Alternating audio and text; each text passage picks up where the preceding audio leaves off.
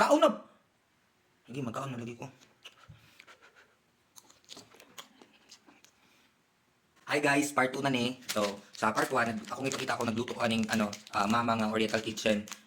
Stir-fried noodle salted egg. Tapos, ngutan nami.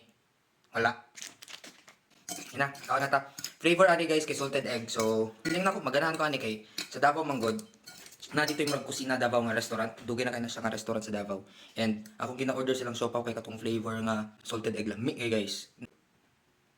Ano man ka? Pagkaon na. Lagi, magkaon na lagi ko.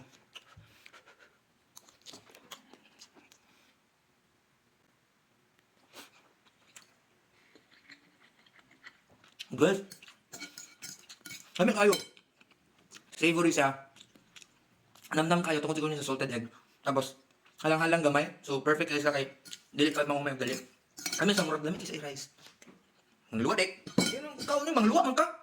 Ikisa man ang butang ani rice. Ang kumakaon eh. Lamig kayo. Diba? Talawira. Yahay na ba ni mo putilawon pa ka ani?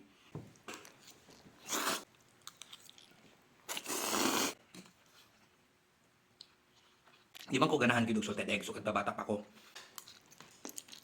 Yudan ko mura sa bugok-bugok ang lasa. Pero sukad atong pagkatilaw na ko tong sopa mo ni salted egg. Guys, gamit ang sopa mo ni salted egg. The best. Lisuda explain oy basta butang naman ako sa yellow basket laguto eh. Pangitaon ako sa diri sa TikTok. Ako ibutang sa yellow basket ko na ah.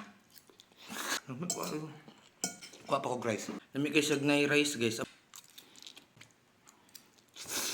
Viant lang imong kaunon mismo. Viant. Labayant ta karon.